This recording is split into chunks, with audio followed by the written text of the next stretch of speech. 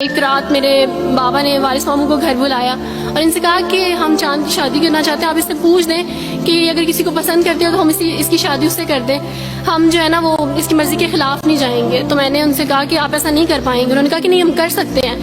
مجھے یہ تھا کہ مجھے پچھتاوا نہ رہے کہ میں نے شاید اس دن پاپا سے بات کرتی تو پاپا مان جاتے۔ تو میں نے ان سے کہا کہ پاپا میں ایک مسلمان مرد سے شادی کروں گی، آپ ایسا میرے لیے کر سکتے ہیں؟ اگر آپ کسی مسلمان سے میری شادی کریں گے تو ٹھیک ہے، میں شادی کرنے کے لیے تیار ہوں۔ میری گھر میں ایک سناٹا چھا گیا اور اس خاموشی کے بعد جو ہے یعنی سب فیملی والے رونے شروع ہو گئے۔ انہوں نے کہا کہ آپ اپنے مذہب میں واپس آ جاؤ، لیکن یہ ہے کہ میں دین اسلام قبول کر چکی تھی۔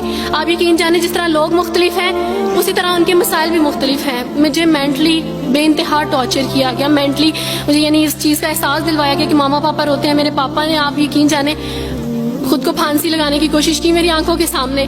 میری ماما نے خود پہ پیٹرول ڈال دیا اور خود کو جلانے کی کوشش کی میری آنکھوں کے سامنے، اور میں اپنے روم میں بیٹھی یہ کہتی تھی کہ اللہ اگر میں حق پہ ہوں نا تو میری فیملی کو کچھ نہیں ہونا چاہیے۔ پھر بہرحال مجھے میری فیملی سے نکال دیا گیا، یہ اس ڈر سے کہ میری وجہ سے دوسرے بہن بھائی بھی اس راہ پہ نہ چلے جائیں، اور وارث ماموں کو بلا کے مجھے گھر بھیج دیا گیا، ان کے گھر بھیج دیا گیا۔ جب میں گھر سے آ رہی تھی تو وارث ماموں نے کہا کہ بیٹی اگر آپ کا کوئی سامان ہے تو آپ لے لیں۔ تو میں نے ان سے کہا کہ اس گھر سے صرف ایک ہی چیز میرے ساتھ جا رہی ہے اور وہ ہے میرا نام جو ماما پاپا نے مجھے دیا تھا۔ میں چاند رات میں پیدا ہوئی تھی اس لیے انہوں نے میرا نام چندہ رکھا تھا، بس وہ نام لے کے آئی۔ آپ یقین کریں ہمیں کہا جاتا ہے جبرن اسلام قبول کیا جاتا ہے، اسلام قبول کرنے کے بعد وہ جبر کیا جاتا ہے کہ آپ سوچ بھی نہیں سکتے۔ آپ کو اپنے ماں باپ سے ہی ملنے نہیں دیا جاتا، آپ کو اپنے ہی چھوٹے بہن بھائیوں کے پاس نہیں جانے دیا جاتا۔